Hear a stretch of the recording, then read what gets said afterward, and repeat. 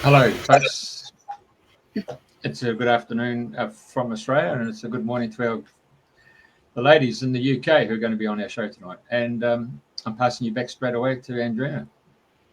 Thank you, Jeffrey. Good morning, everybody, or good day, wherever you are in the world, and welcome to Dreaming the New Dream. So today is the 23rd of January, so we're swiftly moving through the month, and it's my great pleasure to have Joy Wisdom on the show today. So welcome, Joy, and thank you for being our guest this week. Oh, thank you very much for inviting me. I'm delighted to be here. Thank you. Wonderful. Well, I want to thank Jag for connecting us, first of all, because he gave me your contact details. So through Jag, here we are talking today. So, right. So you're a teacher of over 20 years, clinical holistic practitioner, inspirational teacher, author, and you're founder of All on Us and ZEST for Life and D.A.R.E, and oh my God, so much more. And I know you're also passionate about women's health and the lack of assistance they get in these ages. And yeah, totally with you on that. So let's start at the very beginning. Where did you start off in life, and what are the steps that have led you to do all these amazing things? Because I know you've sent me your leaflets there, and I was reading through them all, and I was thinking, oh my God, I don't know, are you asleep at night? And I'm also going to share that you've sent me two beautiful books, absolutely beautiful, and I love the pictures on the front.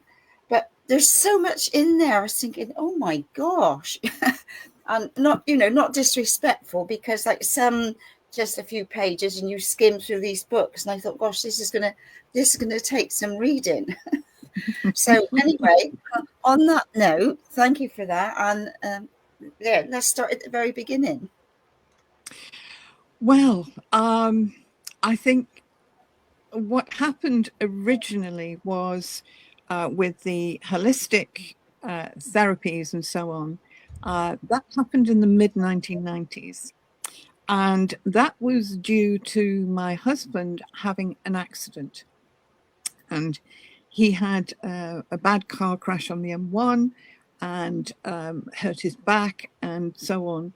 And I used to rub his feet, and he used to get a lot of assistance from that. He would feel some relief. And so I decided, well, I'll start learning reflexology. And I went to night school for that. And then it wasn't enough. So then I decided to do an ITEC professional training. And it all went from there, basically, because reflexology opened up a new world for me. It actually helped me to see that I wasn't a weirdo. There were other people like me, who didn't follow like sheep. And before that, I'd been, I brought up my children. I was in my 40s. I had a full-time job. So doing this training was quite challenging in your 40s, going back to school, as it were. And I still needed to do my full-time job.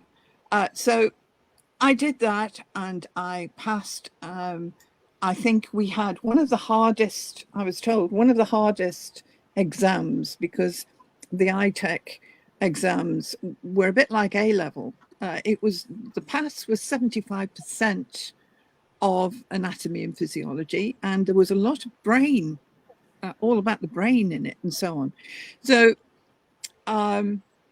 anyway, I had the bug, if you like, and I wasn't happy with just that, because I started to think about why why did people have what they did, why they didn't get better, so on and so forth. So I did a lot of training with reflexology and went into advanced levels and so on and so forth. And then I moved into diet nutrition, trained in that, and stress was a big thing. So I did stress management, and then I was still not happy with what I had, and I moved into craniosacral therapy. And during this time, I was introduced, a friend of mine said, come along and to this healing group that I go to. And we were doing spiritual healing. And she said, I knew you would be able to do it. And it came quite naturally to me. And then that grew to a new healing modality that came from Australia called magnified healing. And that was where I connected to Kuan Yin. And I started channeling Kuan Yin. So quite a journey of awakening for me. And certainly I realized, looking back on it now, I needed to be awakened, switched on, if you like. I felt as though I was switched on. We have these times, and through my experience now, through these times, we do have that point of where, right, you need to do what you need to do now. And certainly when my husband had his accident, he ended up having a big back operation and so on, spine fusion.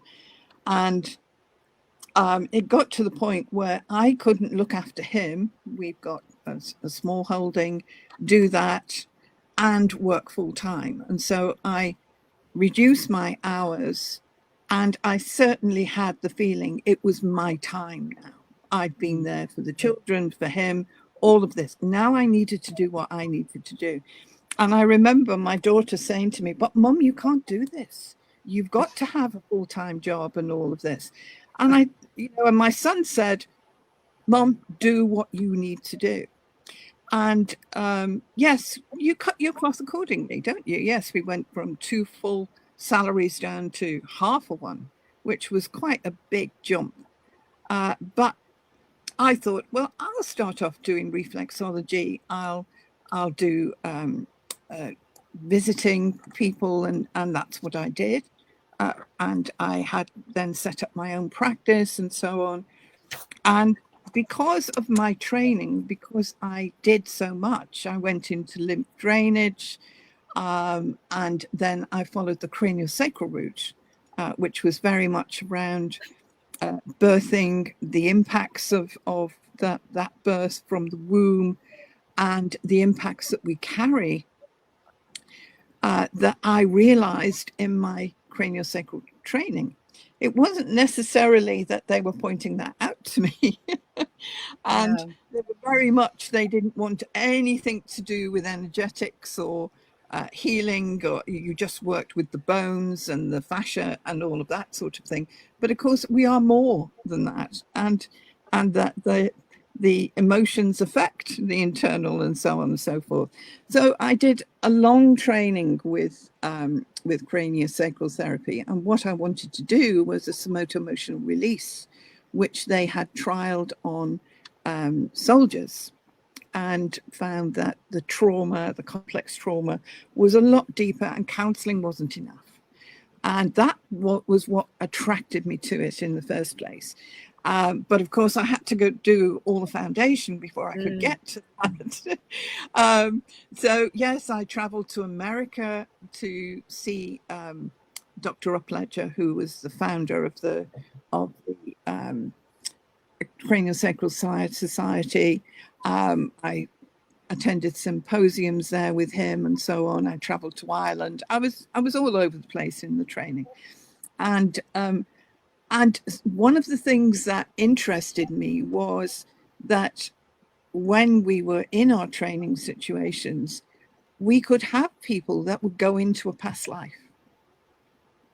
And we weren't allowed to deal with it.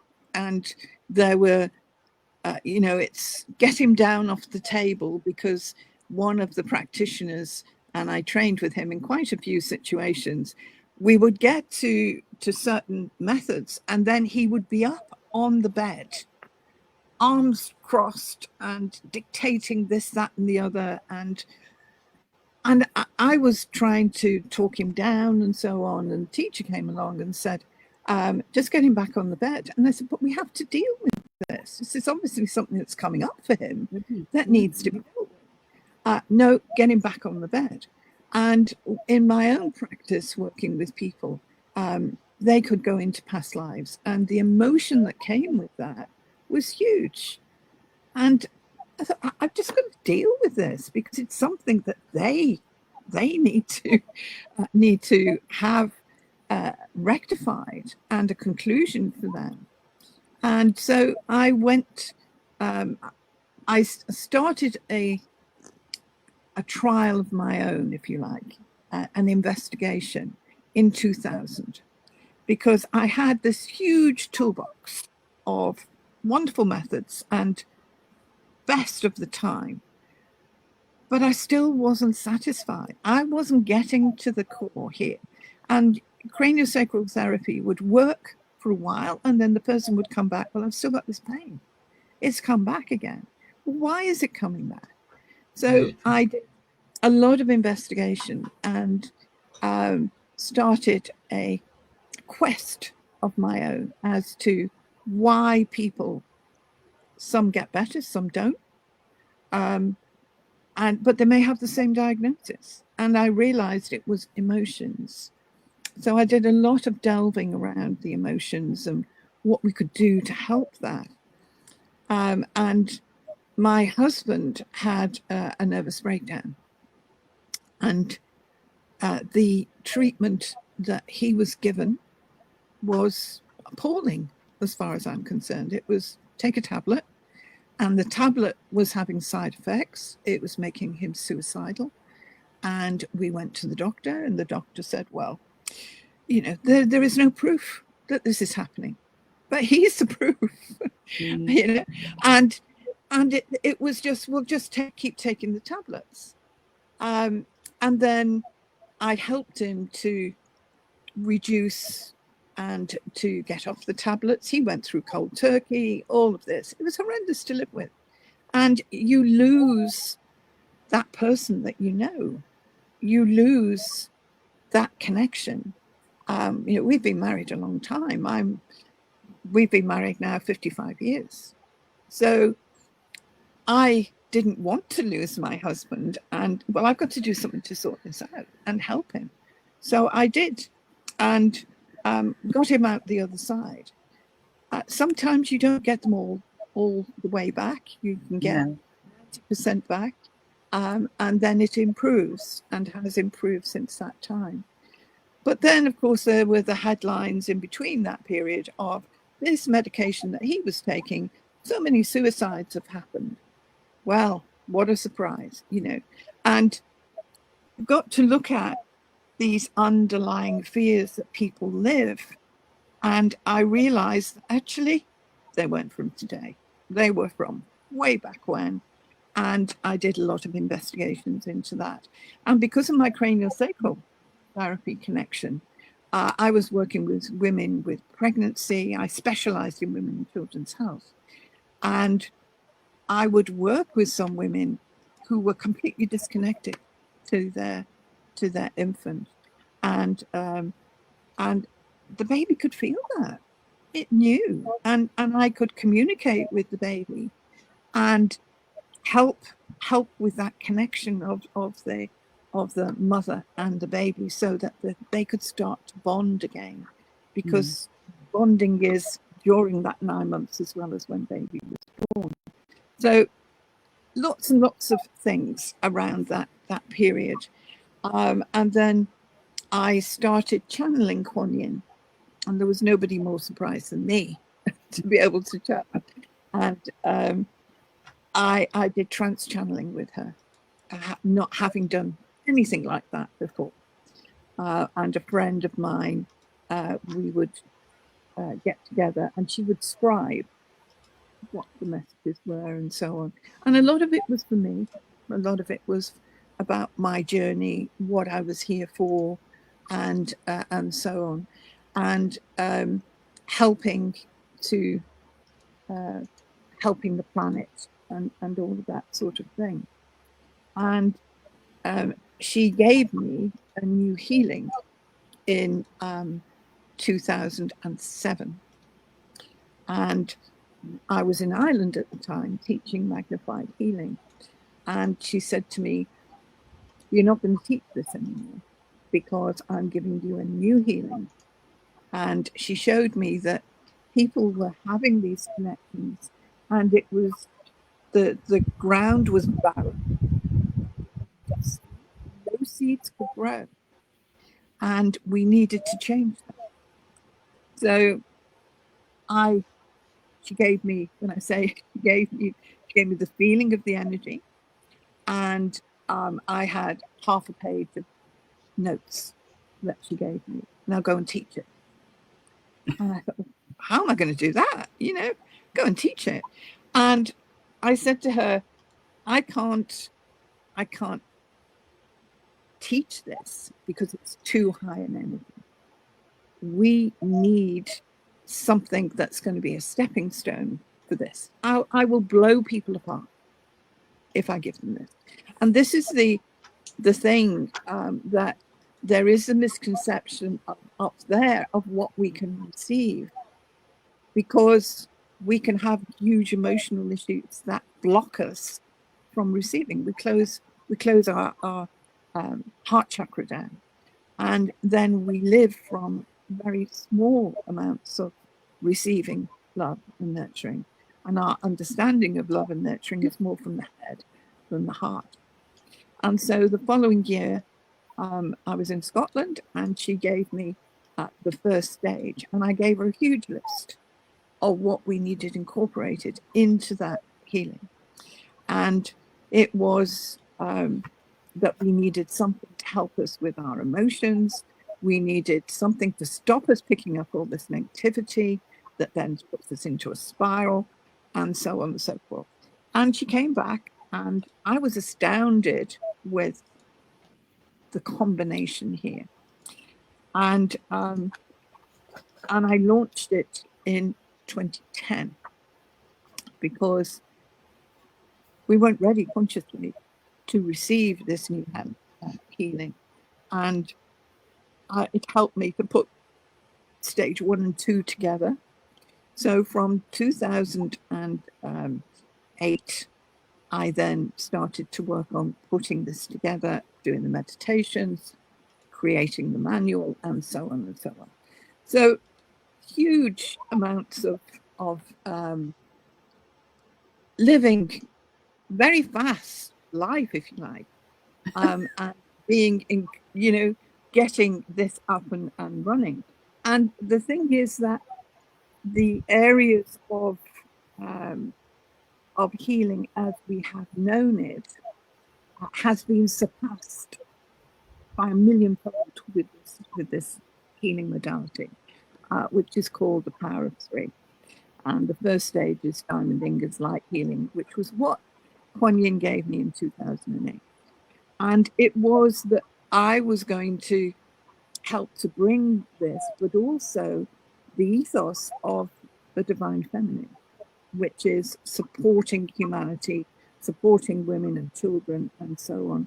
And that has been my focus, of bringing in new ways to be able to help women and children, because a lot of it comes from how we are born, how we're nurtured, and the events that come from those early stages.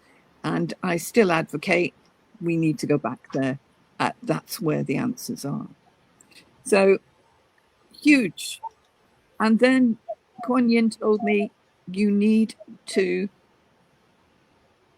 start training people in what you do. And I worked very intuitively. I worked with different elements of we need to look at the energy, we need to look at the whole person to find out what's going on. And so in 2008, I was actually, 2007, I was actually in Egypt, and I had been going backwards and forwards to Egypt from late 1990s, and I was drawn to Egypt, and my husband took me on my 25th wedding anniversary. He took me on a trip to Egypt, and as I climbed down the steps, which is what we used to do in those days, climb down steps onto the concourse, tears streamed down my face, and I had this voice in my head saying, "You said you'd come back." And I loved it. We did the Nile cruise. We were on a hotel overlooked the Valley of the Kings, and so on. And it was very, very profound. I had lots of flashbacks. I loved Luxor. You know, that was my home.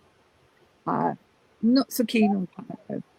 Very male-dominated, male energy. It's very bullish energy to me. Whereas Luxor is a more feminine energy. And I did go, I think I've been to Egypt now about 18, 19 times. And I've been in groups, I've been on my own, I've taken groups, and done a lot of work there. And the feminine, you know, the chemical spices and so on and so forth, especially in Ep.1, has a completely different energy and is very sacred. And anybody that goes there, it works with your sacred heart, which is the second heart chakra that we have. And I had some very spiritual, profound times with groups, etc. But I also found that people had a lot of emotional issues when they went to these places. And there was nothing to help. And so I was asked if I could help different people on these trips, and I'm using my abilities and helping to clear those past lives that were influencing them now. And it was really interesting to observe, and it taught me a lot of what not to do when I took people, when I trained people, because people thought they were going on a holiday, but actually it was a much bigger program than that. And, tell me about it. And people didn't realize that all of this stuff would come up, because we still hold it. We bring it back with us. And certainly, you know, the first book I wrote about Shell of Soul is that's what we become. From my perspective, we become so disconnected to who we really are. We live this shell of soul, and it's getting back to where and what and who we are, and soul being able to work with us in a very, very different way. And from that time of Kuan Yin giving me that energy and asking me to teach it, the whole program just exploded, because I launched stage 1 and 2 in 2010, and then I also, when I was in Egypt, I was approached by Hilarion, Ascended Master Hilarion, and he wanted to channel with me. And he's not known to channel with women. He normally channels with men, and he's very much around the IT, the support, and he too is very much about mind and emotion. And so we started to work together, and he told me an awful lot about my Atlantean connections and my Atlantean lives, and reminded me of an awful lot of those things, and that we had left an awful lot of information for the right times, the right consciousness, and how we've kept coming back to be able to, at the right time, be able to share that knowledge and guidance, etc. So he then explained to me, and this was early on, that I would be working with people that had been Atlanteans, and but it was a long time coming, and I had all this information and things I needed to do, but I had to wait and wait and wait until the time was right and the consciousness was right before I could start teaching. And that was called the Atlantean template, where we could reconnect to our Atlantean selves and start to bring more of that wisdom, knowledge, and knowing that had lain dormant. And because of what happened in Atlantis, a lot of people have closed their hearts, the shock, the trauma that we can still be carrying from those times. And we do find it in workshops. So in a nutshell, huge amount of, on so many different lines. When I was putting together the manuals for the first 2 stages of Power of 3, Dimedingas and Opalescence, I was also writing my first book, which was Pregnancy and Birth, A New Generation, which was all about, and it's a very big book. I can show bigger than these. It's a very big book, but it is for practitioners, new parents, all of that, and it takes you from the reasons around infertility right through to women's health and coming home from birthing, and also going into children's allergies and ADHD, because from my experience, ADHD is very much involved in birth trauma and continues then to along the line. And from my standpoint, we can actually make huge changes from that, and helping people if we recognize birth trauma, which it isn't, and it still goes on and happens every day around the world. And the levels of trauma that is created for mother and baby has huge effects, not only on the mother with postnatal depression and so on. That means that they don't bond, but it's also reducing the cognitive development of the infant because the mother has depression. And this has now been trialed and advocated. But there's very little action that goes on it. We're very good at finding these things, but we don't follow it through. Interesting, eh?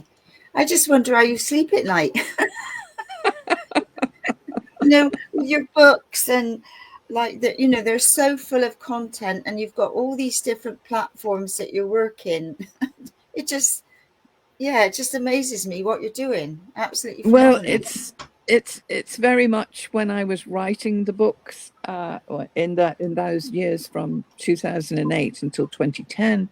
I missed weddings, I missed functions and all. I wasn't very popular, but I would be getting up 6 o'clock in the morning and writing, and then having my day back-to-back sessions with people, and then I would do a few hours in the evening, not get into bed till midnight. I couldn't do that now, and I don't know how I did it, but I did.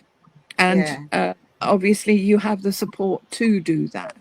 And she is, Kuan Yin is very, very nurturing and very passionate about women's health. And one of the things that she gives in Power of 3 is that she gives a spark of the yin energy, and the yin energy is the spark of the divine feminine, and we hold that in us, and that gives us the connection to Kuan Yin, of course, but also to the divine feminine. And actually we live more compassion with that, and that's what makes the Power of 3 very, very different to other modalities.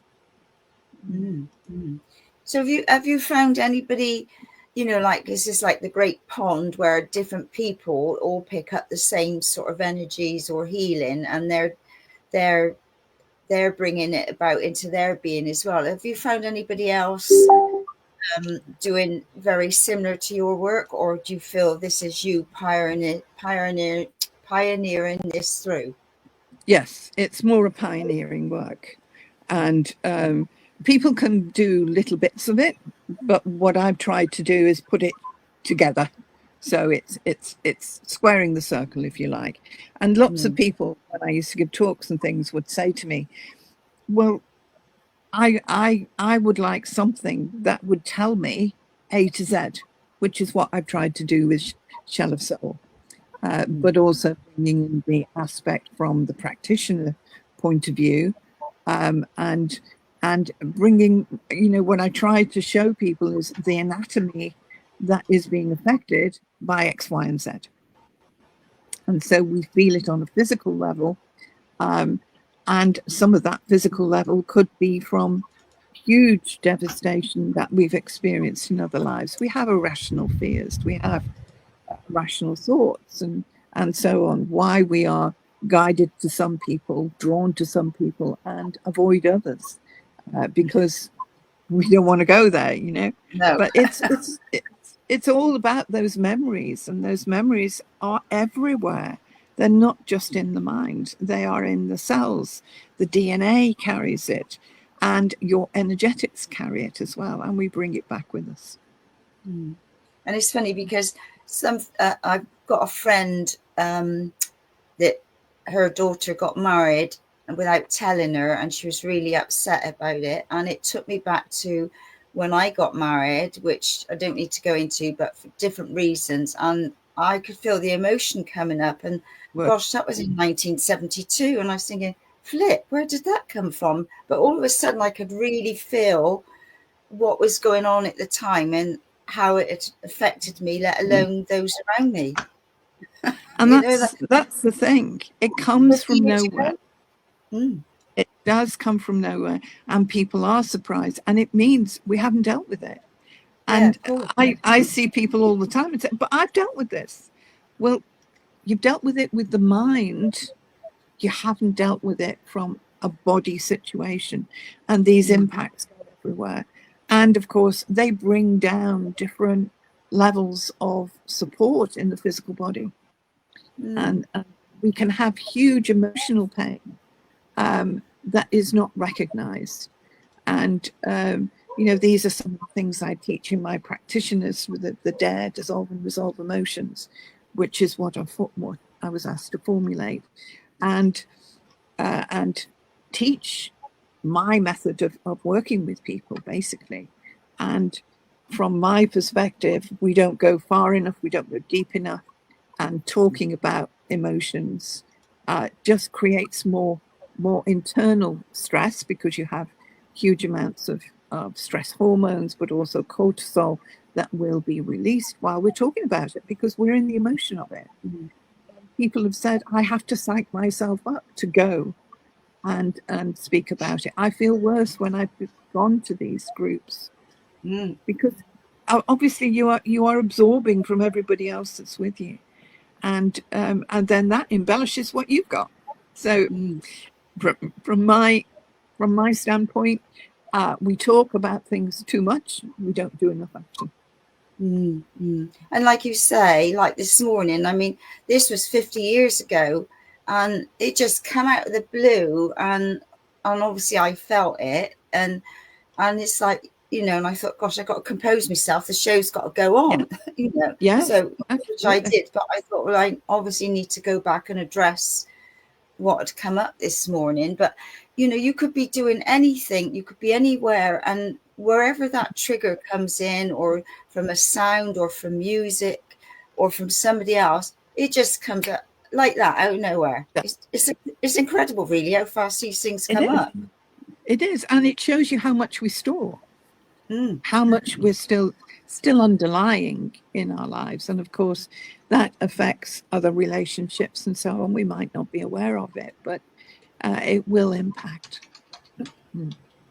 And I've had a feeling that you said when we spoke before about you had the ability to see people's aura and you could see their holes and knives and all sorts of things. Would you like to share a little bit about what your awareness and what you see in people? Because obviously, you know, we all, some see different things and some don't. So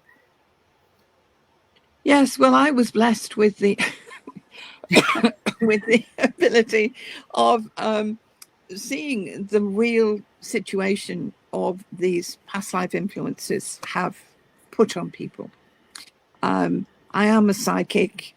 You know, in other lives, I've been an oracle and all of these things. So obviously, the more we have worked with that and developed our psychic abilities, when we come back, we come back with them and they are there. But of course, we're not encouraged to use them. And I remember when I was a child, I would know what somebody was going to say before they said it. But you're not encouraged. You think everybody else is the same. They're not, and so on. So you eventually close these things down. But what happens is that we can be carrying all these wounds. These wounds can still be there underlying in the physical body. So my third eye, as it opened up again in late 1990s, was where I could see people as if walking down the high street, I could see people as if they'd all just come off a battlefield. And they could have wounds, open wounds, they could be bleeding, they could have an arm off, injuries all over them, knives in their back, and so on and so forth. And it made me realize what we are carrying, and we haven't ever dealt with any of that at this level. And of course, we can't see it in normal ways. It won't show up on an X-ray, but it can be the cause of many issues. And you know, very much we find these things all of the time, and that are influencing the disorders that we have today. For instance, there was one of my practitioners. She was working with a lady that they'd been told she needed a new hip. And so she had some D.A.R.E therapy, and working with her, she had injuries around her hip. We worked with that. And I think she had 4 sessions. And she went back to the hospital. They did another X-ray, and they said, "Oh, something is, it's not the same. You don't need a hip operation." So, you know, these are the things that can happen, and the recovery, the underlying issues, we're not looking at those, and we do not associate past life influences with health or mental health. And of course, the two are combined. And what we've been before, we bring memories of that back. It will undermine our living, etc. Where was I going to go with this? Just give me a second. I had a thought and it's popped out. Oh yeah. Because like we've all had past lives. I don't know how many past lives. It could be just a few. It could be hundreds. It could be even more. I mean, how does, you know, if you've got so much past life stuff to deal with, how do you deal with it all in this lifetime? Because we're going back aeons, and also our ancestral, you know, we're carrying ancestral wounds and programming, aren't we? We're like all my family and relations that are gone and beyond. I'm the one carrying different things through now in this reality. Absolutely. And, you know, one of the things that I teach is about transgenerational transference.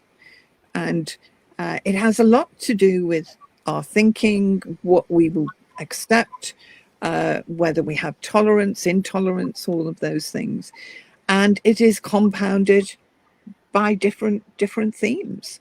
And certainly we are the generation of where we are being encouraged to deal with us and encouraged in a spiritual way to align the 4 cells, which is the physical, etheric, emotional and mental bodies, and get that back to a unit, a working unit, because our aura does reflect some of that past life influence, transgenerational cultural lineage that will be influencing us, and we are conditioned by it when we are, you know, from the womb. It's whatever is dominant in the DNA of the parents or the grandparents or great grandparents that comes through the DNA, and in formation we are then formed from that, whatever that dominance is. And again, what weakness there is as well on the physical. So this generation is very much, we need to sort this out. We need to be aware of it. We need to deal with us. The more we deal with us, the more consciousness you can receive, the better health you have, and the longevity you receive from it, because you're getting these negativities or weaknesses that we have inherited or brought with us, that is then going to affect our heart rhythm, our our immune system, even down to your bone strength and calcium that you will produce, will all be in that pack. It's working and being more active and direct in removing this, that helps us then to get back to us and who we are, rather than living all the overcoats of our lineage, etc. Yeah, because I know you mentioned that most of us are not living to our full potential. You know, Yeah. we're only doing a fraction, even though we might think differently. You know, because of what we're carrying. Yeah.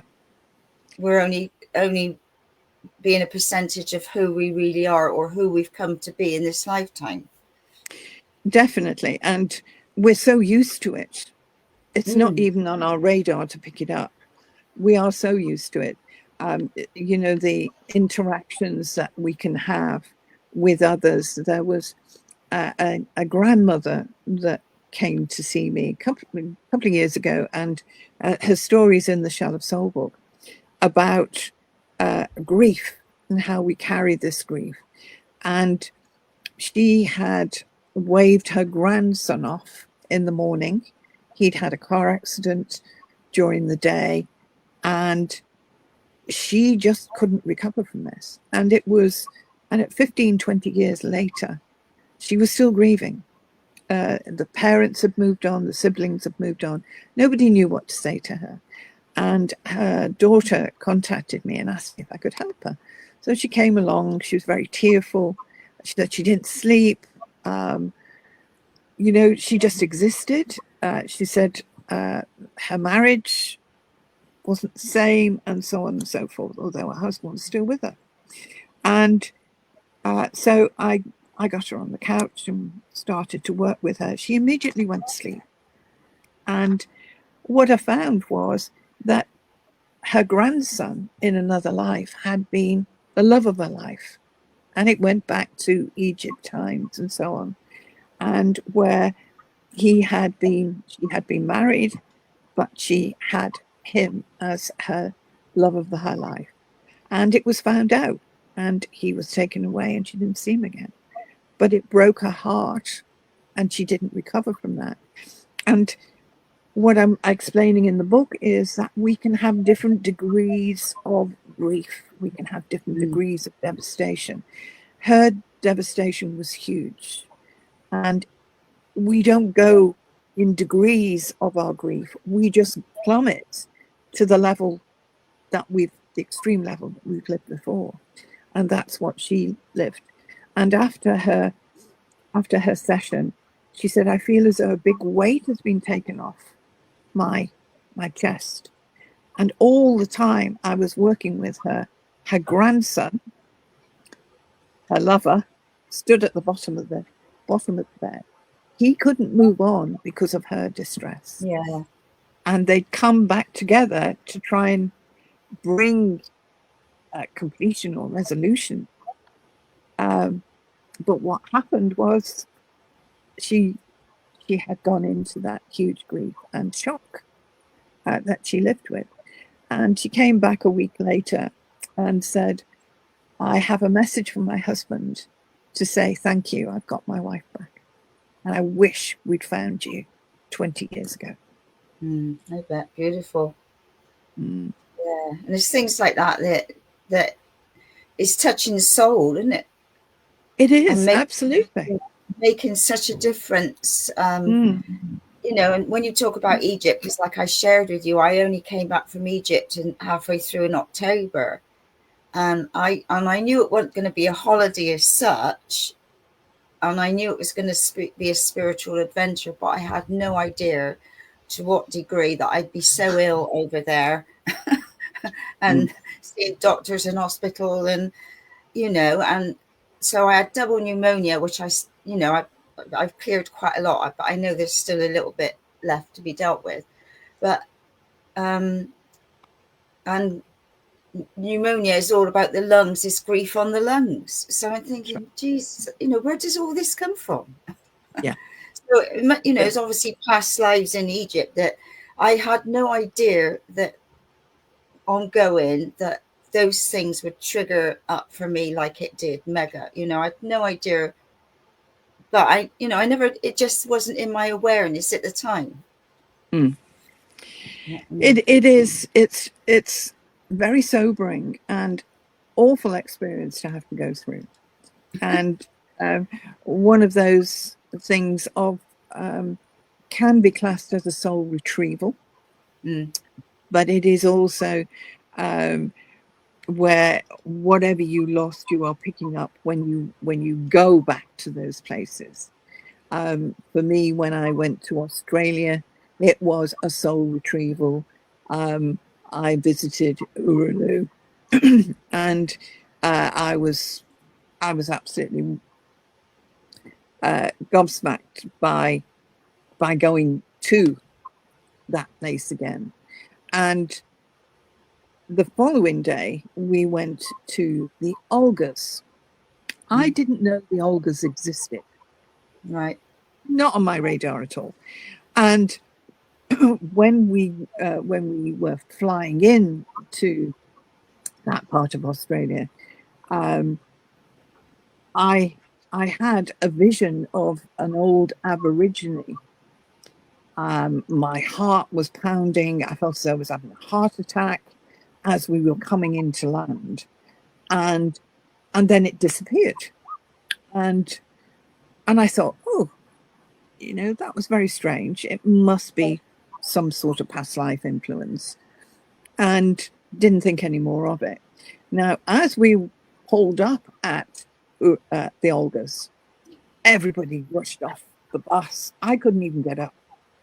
My heart was pounding. I could hardly breathe. Anyway, I was last off the bus, and my husband was off with his camera and so on. And I got off the bus, and I could hardly put one foot in front of another. And of course, the Olgas was a very sacred place where people went to die. Essentially, they knew it was their time, and that's what they would do. And I managed to get so far, laboring every footstep, and I got to a certain point where there was a bridge, small bridge with would have been a river bed underneath it. I got there, and it suddenly disappeared, and that was my soul retrieval. I had gone there to die as an old Aborigine. Having said that, I see awful lot of people that go on holiday and come back with more than when they went with, which is the reaction similar to what you had, where whatever that devastation was or illness was, we have a reoccurrence of it. And that happened to me when I went to Pompeii. Wonderful time wandering around Pompeii. Fantastic. you know, I love the history, all of that. And then the last place we went to was a holding place where they had the plaster casts of where people had died in the ash and so on. And there were all sorts in there. There was a donkey, there was a carriage, and all sorts of different shapes and sizes. And there was a lady who was heavily pregnant. And when I saw that, I started to cough and cough and cough, and I couldn't stop coughing. And it was the last place we visited, so we were headed our way. And I kept coughing, I couldn't stop, I had a drink, and I started to feel really unwell. And what we had was these, the realizing that the ash gets into your system and into your lungs. And I got back to the ship and I'm sitting there thinking, well, what the heck is this? And then suddenly realized I'm being able to use my methods. I was able then to clear it out. But, you know, we do come back with this stuff. And they are those memories, they are those triggers that will, when we put our foot on that ground, there it is. You know? I know, because I was fine before, you know, before I left. Like, mind you, the day before I did start to have a little cough, and anyway, but you know, and I'm climbing up the King's Chamber and here, there, and everywhere, and all this, you know, and this has started happening and cough. I could not stop coughing for, oh God, 20 minutes or so. Thought I was dying. You would. Anyway. Yeah. But yeah, so, you know, you just don't know, do you, where you are in life, where you're going, who you're going to bump into, and what the next trigger is to deal with. So it's obviously people like yourself. Yeah, go on. One of the things I find is that karma can be underlying with all of these things as well. And one of the things that I offer, which is recently I've been putting together, I've been teaching about karma for a long time, and I offer a one day, there's a soul and soul psychology day, and then an introduction to karma that I run. But I also do an 8-week evening, because everything's digital now, and finding what that karma is, what karma means, and how we can stop doing it, but also the historical side of it, helping to clear the backlog for people, and the ancestral lines, which is the culture and lineage, because we can carry their karma too. You know, it's passed down the line. And so, best will in the world, it's not ours, it's theirs. But I know. So by dealing with that, and there has been tremendous changes for people. You know, they've had new opportunities, abundance has come in, all sorts of different things have happened by doing that week and clearing out the influences that can be disease and all sorts of other stuff that's in there. But it's amazing, isn't it? There's lots of spokes to the wheel, unfortunately. Oh, isn't it, Jess? And it's like, you know, I say, right, well, we're dealing with our staff, we're dealing with ancestors and Uncle Tom Cobley and all. Absolutely. Yeah. And why, you know, we see it in the world, we're just repeating things. And there's a huge global karmic debts being cleared or being created as we look around the world, and we still have people who are still in their fight. For instance, there is a train of thought that Putin and the Ukrainian president, I can't think of his name, his name's gone anyway, that they have been warlords before, and they have fought before. There are wins on both sides, but you know, this is karmic debt. Unfortunately, the people are the fodder. for these people's continued roles that they play and playing out. Yeah. And we live the consequences of that, of course. And that's right. And if, you know, like people like yourself, there's not enough people doing this work at the moment, is there? No, there isn't.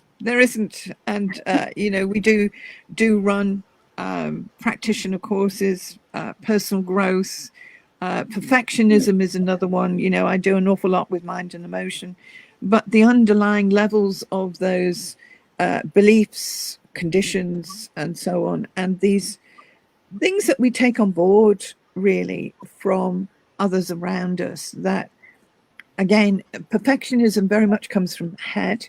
It is, from my point of view, a mental health issues, and it can create OCD, creates a lot of unhappiness, dissatisfaction, etc. And it can cause an awful lot of discordancy in workplace and within relationships. So it has a lot of negatives to it, and it's where we are trying to reach these goals of the mind that we cannot obtain, and nothing is perfect because we're human, we're learning, we're changing, you know. And again, I do a 10-week evening course on that, but there's no accounting for how the mind works, and it's different for everybody because of what they've experienced and the emotions that come with that. And the more older you got, the more you've been carrying. Well, yes, but the aim is to reduce it rather than accumulate. Exactly. You know? Yeah, like stop. This is it now. Here endeth this, all of this, what have you. Well, we're trying our best with the Power of Three, because incorporated with that is that we help to support all the students have a routine where they support Gaia, but we also work with clearing in D.A.R.E 7 generations ahead, because it can come back in. Yeah. So in the D.A.R.E therapy, we clear 7 generations ahead, and this is where it's trying to take it out of the DNA, stopping it from being passed down, because it can jump generations. And certainly in the book Mirror Image is where I talk about the quantum field, how we can store that in our quantum field, and so on. So it's not only working with the individual, their ancestors, their past lives, we also work with clearing the quantum field, which means that you can live without this stuff. Because if you're not taking all of it out, then you've still got it. It's still going to come in your quantum field, which is what I realize with cancer. We can have all the operations and everything, but the cause of it hasn't been dealt with. Yeah. And further down the line, 2-3 years later, well, it's secondary. Well, actually, no, it hasn't been cleared properly. Yeah. It's still there for you to walk into. And we can carry an awful lot of stuff in our quantum field from whatever we have created, and we're creating every day. So it's learning to create differently. And there's a lot of personal growth, conscious communication, removing karma, learning about energetics, all these things that we can do for us and stop recreating. That is going to make our world better and future generations better too. And are you finding now, because there's more people, I don't like to use the word awake, but more aware now than ever before. Like there's such a huge change in consciousness that more and more people are having an awareness of different things and questioning different things, and or wondering why things are happening, whereas before they were completely not aware, if you like. Have you noticed that there's a big difference now more than ever? Definitely. It's very much down to the consciousness, and with all the new energies coming in, it's pushing consciousness up, and as the consciousness goes up, we become more aware, and we are also then not accepting. It comes down to what we accept. if we start questioning, we are not accepting, we are making change. And this is the whole point of evolution, is that we make change for the next generation. Exactly. Fortunately, we have come an awful long way in 50, 60 years. And certainly you and I came in to make that change in the 50s, in the late 40s and so on. And we were the elder indigos to come in to do that. And there were sprinkles of crystals and so on. But going forward, we had our children in the 70s that were the second wave of indigos that came in with very different makeup and very different mental attributes to make change for the world. And they're the people now in the hospitals, in government and all of that sort of thing, bringing in new age things, the IT that we now live with, and speeding everything up in our lives, networking that we didn't do before. The communication has changed enormously, and all of those things are taken on board very easily. But if you start to talk about consciousness, well, don't go there. But these people are hugely sensitive, and they have very delicate sensory perceptions, and whether they understand it or not, they can be affected by negativity around them. And they're the people that want to work from home. They're the people who I don't want to go there, I don't want to do this. And having the outlook, and having spoken to some mums of children, these children coming in with high awareness, etc., they see us as being dinosaurs to what they can see and what they can do, and they really do. Get this, you want me to go in school there? They come from a very different perspective. They are very clever, and they can bring a lot to the world, but they do get bogged down by emotions and mental health that affects them drastically. And having worked with babies, with all the different types of energies they've come in and so on, it's and working with adults, it can be a cocktail of anything, but essentially they are then not able to work at the full potential because of what has happened to them. And they may come in without karma, and we've had huge swathes come in without karma, but it doesn't mean to say we don't teach it to them.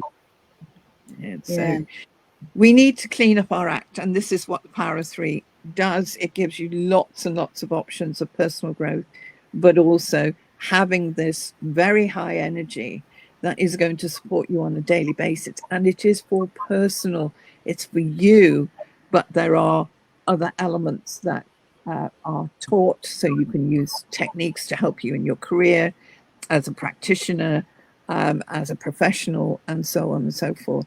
And it's, it starts off with 2-day training, and it changes your life. You are fed with love and nurturing, because this is what we're missing. And it's the key to everything, isn't it? That love, nurturing, and how we can then enjoy life in a very different way. Right. So you're talking about the Power of 3, but I haven't seen anything written about the Power of 3, like, in your list or... So is this something on your website? Is this something new? Absolutely, or? Yes. If you have the slides, it's on slide 3 and 4, and that's it. Thank you. And that's where there are different stages of the Power of 3 that comes in here. We have the Atlantean template, which these are the additional programs that we run. But Power of 3 is very much about personal development and living with 3 heart chakras. And when you think about it, we having 3 heart chakras, that's opening your sacred and cosmic heart, helps you to embody more love, to hold more love, more light, and so on and so forth. So it's a wonderful way of developing yourself. It works very fast, and you can go through the different stages. We suggest 3 months between each stage, and helping people then to get to those connecting back to the soul, working from your agenda, all of those things that helps. It also provides a buffer around you to knock out any negativity that's around you, because we can have it environmentally. And what it does, it transmutes it before it gets to you. So you're not picking up as much. And we are clearing, stopping some of the Groundhog Day living while you're using this. And it comes in different stages. You have the Diamond Inga's light healing, which is the first stage, two days. And that's where we're running that 1st, 2nd of February. If anybody wants to do it, it's on online. So it's no traveling involved. And then the next stage is opalescence, which is 3 days. This is where you are then connected to your twin flame. And it's very, very profound for people. It is bringing that wholeness back to you. And we have been separated from the twin flame for a long time. Yeah, because talking of diamond light, about 4 nights ago, I remember dreaming there was a blue background of paper, and there's all these light codes or all these different symbols on. And I've tried to recreate, but at the moment I haven't been able to do that. But yeah, and I was thinking, what's going on with them? Well, the diamond light came in 2008. That's where the diamond light came in. And what we've done with the power of 3 is that we have connected it to the energies and qualities of the rune Ingus, which is working with changing the 4 bodies, bringing them more in line and helping them to align as a unit, so that we can receive as a unit rather than a fragmented unit. And I did do a diamond light healing in Australia when I was over there. Obviously, which is yeah. So anyway, honestly, Joy, this has been absolutely amazing, and I know we've only touched on a fraction of the things that you do and that you'd like to share. So I would love you to come back again and another time to share more. Because obviously we didn't really talk about D.A.R.E. You've touched on some of the things, so it would be lovely for you to share more. Maybe we can ask people if they want to ask any questions. We could do some questions and answers. Absolutely. And I know you mentioned perhaps as well next time. You were said about offering a book, so we could do something that for people to get go into a draw or something to receive one of your books. That would be lovely. Yeah. Okay, well, it's been an absolute delight. So I don't know whether you've got anything to share, Jeffrey. And I was very interested to find out what's your past life with your husband. Oh, we've been together many, many times. Yeah, we've had lots of history of being together. Yeah, for him to have the courage and then to go through all that and then come out the other side and then go get Black Dog, and you to be there for him. It shows a bit more yin and yang in that respect, doesn't it? It does. We know each other very well, inside out. And when I met him, I was 16 and I knew I was going to marry him. He didn't know that, but I did. And we were engaged. I think I was with him about a month. And the second week he was telling me, I'm not going to get married until I'm in my 40s and all of that. And then by the end of the month, he'd asked me to marry him. So, you know, there we went. I was married at 19. So yeah, amazing how it all works out, eh? isn't it? Just. So, and your daughter and your son, it sounds like your son's has been in the medical world of No. philosophy and in past lives, because he seems to be able to step back and say, "Mum, He whatever's does. going to be for you." Yeah. That yeah. suggests to me that he's been a scholar of the past. And he's an indigo, and indigos don't really suffer fools lightly, do they? And you have to earn their respect, and he is definitely one of those. He is in IT in this life, but yes, he has huge qualities, and he sees the bigger picture. And My daughter? daughter's a crystal, so she is very different in her attitude. Crystals are hugely sensitive, and a lot of crystals have been affected by the lack of love in the world, and they can be working in 2000 we had 2012 we had a huge group of children that came in that are working with their sacred heart. So they've already got the second heart open, which is what we help with D.A.R.E, help you start opening the first stage. But they already, and they're working from the 12th solar chakra. Christ consciousness. It's not a religion, it is a vibration. And they work with that. They don't understand why people want to hurt one another. They don't understand why people want to be nasty. And they are hugely sensitive. And life has been tough for a lot of them, especially the first ones that came in. So very different characteristics, very different thinking, very different outlooks on life, etc.